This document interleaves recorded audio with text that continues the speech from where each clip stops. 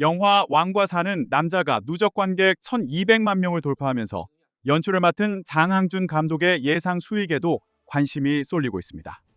11일 배급사 쇼박스에 따르면 이 영화는 이날 누적 관객 1,200만 명을 넘어섰습니다. 이는 2014년 최고 흥행작 파묘를 뛰어넘는 기록으로 역대 한국 영화 가운데 20번째로 1,200만 관객을 달성한 작품입니다. 손익분기점이 약 260만 명으로 알려진 가운데 현재 관객 수를 기준으로 손익분기점을 넘어선 관객은 약 940만 명입니다.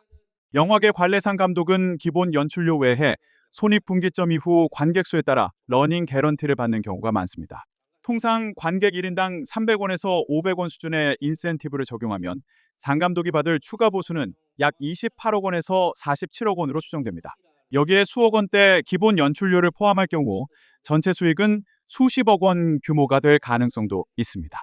다만 실제 계약 조건과 구체적인 지급 방식은 공개되지 않은 가운데 앞선 인터뷰에서 장 감독은 흥행 보수는 아직 제작사가 고민 중인 것으로 안다며 정확한 계약 구조는 제작사와 투자사에 문의해야 한다고 밝혔습니다. 이 영화의 제작자 이문정 대표 역시 인센티브 지급 방식을 검토 중이라며 왕사남은 제가 다 가져가는 구조가 아니라 나눠서 받는 구조로 함께한 사람들에 대한 보상을 생각하고 있다. 공동 제작자와도 논의 중이다. 아직은 추상적인 단계지만 무엇이 됐든 한국 영화에 도움이 되는 방향으로 하고 싶다. 어떤 방식으로든 인센티브는 지급할 것이라고 말했습니다. 영화 왕과 사는 남자가 흥행을 이어가는 가운데 천안시가 극중인물 함명회의의 묘소를 재치 있게 소개한 홍보 영상으로 화제를 모으고 있습니다. 천안시는 지난 9일 공식 유튜브 채널과 인스타그램에 죽어서 고속도로 일렬 직관 중인 조선 제1의 권력자 근황이라는 제목의 쇼츠 영상을 공개했습니다. 해당 영상은 11일 기준 수십만 조회수를 기록하며 관심을 끌고 있습니다. 영상에서 천안시는 영화 흥행으로 영월군이 주목받고 있다며 동남구 수신면 속창리에 위치한 함명회 묘역을 소개했습니다. 특히 경부고속도로 상행선 기준으로 묘소 위치를 설명하며 천안시의 안내판과 비닐하우스가 보이면 거의 다 온 것이라고 안내했습니다. 다만 천안시는 함명회 관련 문화재나 축제는 별도로 운영하지 않는다며 경부고속도로를 지나가다가 보면 된다고 덧붙였습니다. 또 묘소 주변에는 시민들이 거주하고 있으니 소리를 지르지 말아달라는 안내 문구도 함께 넣어 웃음을 자아냈습니다. 함명회는 조선 전기수양대군의 왕위 등극을 도운 책략가로 영화에서는 단종의 유배와 죽음에 일조하는 인물로 그려집니다. 영상을 본 누리꾼들은 천안 홍보팀 센스가 좋다, 지나갈 때마다 생각날 것 같다 등의 반응을 남겼습니다. 한편 왕과 사는 남자는 1457년 청령포로 유배된 어린 왕 단종과 마을촌장의 이야기를 다룬 작품으로 배우 유해진과 박지훈이 주연을 맡았고 함명회 역은 유지태가 연기했습니다. 영화는 개봉 33일 만에 누적 관객 1,100만 명을 돌파했으며 작품 인기에 힘입어 영월 지역 관광객도 크게 늘어난 것으로 전해졌습니다. 검은 옷을 맞춰 입은 사람들이 지나가는 길 양옆으로 관객들이 빼곡히 몰려 있습니다. 왕과 사는 남자 감독 배우들이 무대 인사를 위해 도착하자 팬들이 환호하는 모습입니다. 연기를 너무 잘한다는 호평이 있어서 이제 기대감에 보러 오게 되었습니다. 저는 개인적으로 유해진 배우님이 연기를 잘하셔서 기대가 됩니다. 단종 역할이 엄청 슬프다고 이제 많이 들어서 이제 그런 연기력이 단종 역을 맡은 박지훈은 이번 작품을 통해 연기력과 흥행성을 동시에 인정받으며 존재감을 각인시켰습니다. 온라인에서는 단종 오빠라는 별칭과 함께 이번 생에선 행복하세요 같은 댓글이 이어지며 극중 인물의 감정을 이입하는 반응도 쏟아졌습니다. 그 메시지로 단종대왕님 뭐 피곤하시지요? 오늘 하루도 화이팅! 화이팅 하세요 하트. 식사하시옵소서. 단종 이야기에 대한 관심이 높아지면서 올해 단종의 장릉과 유배지 청령포 관람객 수는 불과 2달 만에 지난해 전체 방문객의 3분의 1을 넘어섰습니다. 청령포 같은 경우에는 이제 지난해 대비 한 5배 정도, 또 장릉도 그 이상 늘어난 수치로 현장에서 확실하게 체감할 정도의. 영화를 계기로 실제 단종에 대한 기록은 어떠했는지 조선왕조실록을 직접 읽어보는 움직임도 이어졌습니다. 포털 검색어 트렌드로만 봐도 2월 4일 개봉 이후 단종에 대한 관심이 급증한 걸 알 수 있습니다.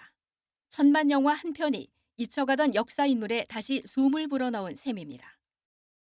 단종 얘기를 이렇게 교과서에서 배워서 알고 있잖아요. 근데 그 얘기 말고 그 안에 그 유배지에서 어떻게 사셨을까는 이번 왕과 사는 남자 흥행으로 OTT 중심으로 재편된 콘텐츠 시장에서도 극장이 여전히 영향력을 지닌 공간임을 입증했다는 평가가 나옵니다. YTN 김정아입니다.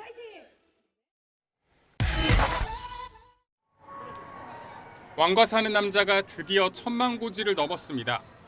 팬데믹 이후 관객이 급감한 상황에서 나온 성적이라 의미는 더 큽니다. 좋은 영화가 나왔다라고 친구들이 많이 얘기를 해줘서 한국인들이 영화를 볼 때 그 기대하는 약간 그 감정을 건드리는 부분도 있고. 지금까지 사극 장르로 천만 관객의 선택을 받은 건 명량, 광의 왕이 된 남자, 왕의 남자 단 3편이었습니다. 2014년 개봉한 명량이 1,700만 명을 넘은 뒤 사극 영화에서 천만 관객이 나온 건 처음입니다. 코로나19 팬데믹 이후 우리 영화계에서는 상대적으로 제작비가 많이 드는 사극 영화를 보기 쉽지 않게 됐습니다. 이순신 장군의 영웅서사 그리고 궁궐 배경의 스릴러 영화가 그나마 명맥을 유지했을 뿐입니다. 그렇다면 영웅도 없고 궁궐 배경도 아닌 이 사극 영화가 어떤 점 때문에 관객들을 끌어들였을까요? 귀양원 양반이 누군지 아십니까? 도상군 이용이에요. 얼마 전까지 이 나라의 왕이었던 사람이요. 왕과 사는 남자는 조선시대 비운의 왕 단종의 유배지 생활과 비극적인 최후를 담았습니다. 세조실록 9권에는 단종의 마지막과 관련해 노산군이 스스로 목을 메어 죽으니 예로서 장사를 지냈다고 짧게 언급되지만 이 영화에서는 사료 한 줄에 그친 단종의 마지막에 상상력을 더했습니다. 하루아침에 궁궐에서 쫓겨난 소년왕을 불완전하지만 성장하는 한 인간으로 재해석해 관객들의 호응을 끌어내는 데 성공했습니다. 제가 안 하는 대신에 수정 방향에 대해서 제가 생각하는 수정 방향에 대해서 말씀드릴게요. 너무 좋아하시는 거예요. 그러면서 그걸 감독님이 쓰시면 되지 않냐. 단종 오빠 박지훈, 국사책 비주얼로 평가받는 유해진 등 배우들의 열연에 입소문이 빠르게 퍼졌습니다. 왕과 사는 남자는 개봉 직후뿐 아니라 설 연휴가 꼈던 2주차에 흥행 기세가 꺾이지 않았고 3주차와 4주차에도 관객 수가 더 늘며 뒷심 흥행 양상을 보였습니다. 나 아나, 뽕이 아나. 아나.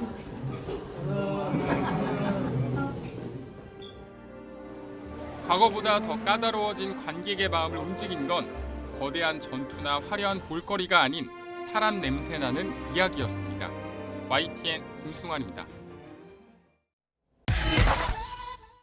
영화 왕과 사는 남자가 천만 관객 돌파를 목전에 두면서 장항준 감독이 기쁨과 감사의 마음을 전했습니다. 장 감독은 6일 배급사 쇼박스를 통해 한 번도 상상해 본 적이 없는 상황이고 저와 저희 가족들 모두 기쁘면서도 조심스러운 마음이라며 이렇게 좋은 일이 있으면 반대의 일도 있을 것 같다는 생각이 들어 모든 게 조금 조심스러워진다는 소감을 밝혔습니다. 왕과 사는 남자를 본 관객들이 남긴 후기 가운데 연출자로서 특히 기억에 남는 내용도 언급했습니다. 장 감독은 워낙 좋은 말씀을 많이 해주셨다며 관객으로 들어가서 백성으로 나온다라는 평이 인상적이었고 역사의 빈틈을 온기로 채웠다라는 말도 좋고 감사했다고 떠올렸습니다. 왕과 사는 남자는 폐위된 단종 이홍위가 강원도 영월의 유배지로 떠나 마을 사람들과 어울리며 인생의 마지막 시기를 보내는 내용을 담았습니다. 단종 폐위와 유배 등 주요 뼈대는 역사적 사건에서 출발하지만 단종의 촌장 어뭉도를 비롯한 마을 사람들과 보내는 시간은 대부분 영화적 상상력으로 그려냈습니다. 장 감독은 단종이 점차 성장해가는 강단 있는 모습, 인간으로 살려고 하는 모습에 많은 분들이 감동을 받으셨던 게 아닐까 생각한다고 말했습니다. 한국의 사극 영화를 접하는 외국인 관객들에게 알리고 싶은 가치는 의의라고 설명했습니다. 장 감독은 의의는 나의 이익을 버리고 옳은 일을 한다는 것에 대한 생각이라며 과거 사람들이 지키고자 했던 의의라는 것에 대해서 한번 생각해 보셨으면 좋겠다고 했습니다.